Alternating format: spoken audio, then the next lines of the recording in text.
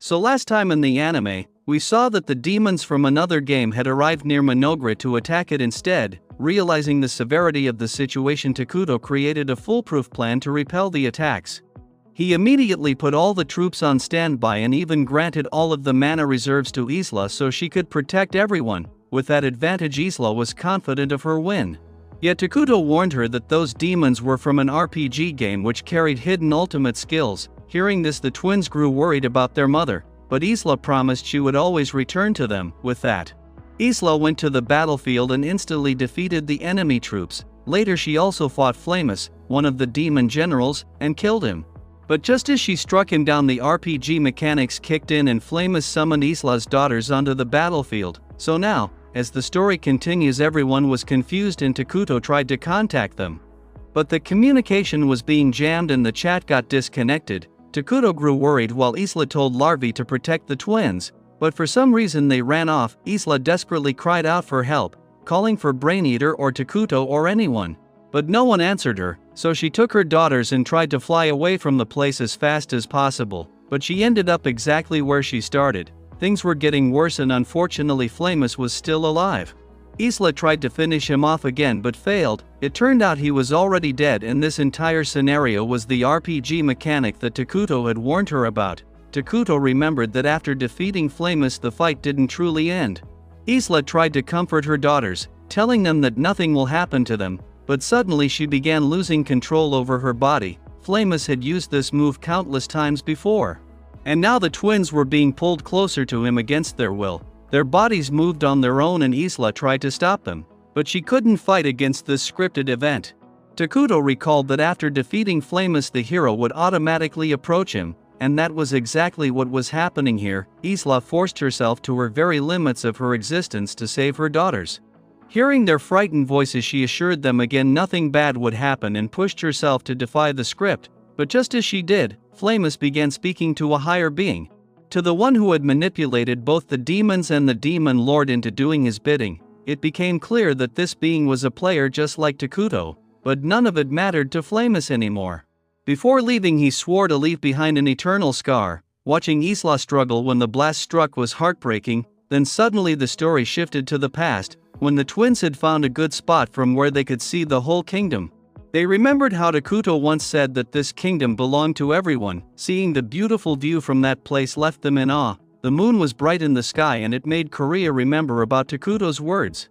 That saying "the moon is beautiful" actually meant "I love you." It was odd but also touching. So both sisters said it to each other and decided they wanted to say the same to their mother as well, but they planned to do it on the next full moon. Just like that, night went by. But sadly that day would never come now, as Isla sacrificed everything to protect her daughters. It showed that appearances don't matter. What matters is the bond one feels. Isla truly saw them as her own children and was relieved they were safe. The poor girls called out to Takuto, but due to the scripted event their voices didn't reach him, and before departing from this world Isla had one last wish for her daughters. The twins begged her not to leave them alone, asking her to take them along even in death, but Isla refused such a cruel fate. Instead she tore out her own heart and offered it to them. It was her final request.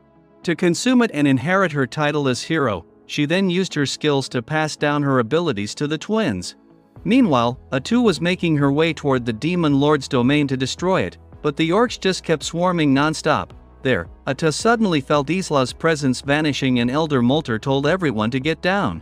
He sensed Atu was about to unleash something, and his hunch was correct, so he calmed her down and asked what happened. She was forced to reveal the news that Isla is now dead. Even Takuto was shaken. He had believed the scripted event of Flamus wouldn't apply in this world, but sadly it did. In the game, when Flamus died, he would draw the hero closer. But the hero's companions would sacrifice themselves to protect him and pass down their skills to continue the quest. That was the scripted event the twins were now enduring. But in the cruelest way possible, as they fulfilled their mother's wish and consumed the heart. A person might recover from such a tragedy once, but if it happens again it would completely break them, and that was exactly what happened to the twins.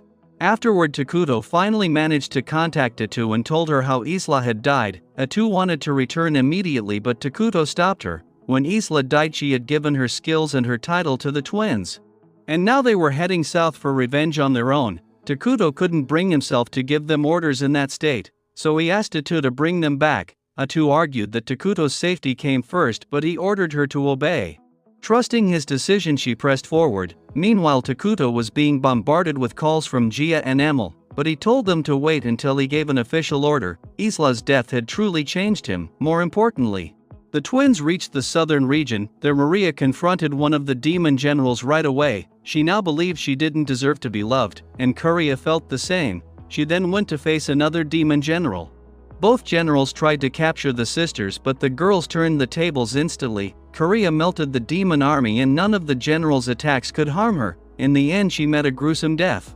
And on the other side, Marina had lost whatever sanity she had left. She laughed uncontrollably. Her terrifying stare awakened a new skill. She locked onto the demon general and his men.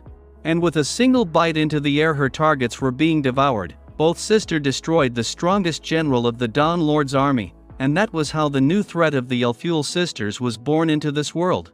And that is where the episode ends, but stay tuned for more recaps of the latest anime episodes, and for that, subscribe to the channel and hit the bell icon, otherwise you might miss it. Till then, take care.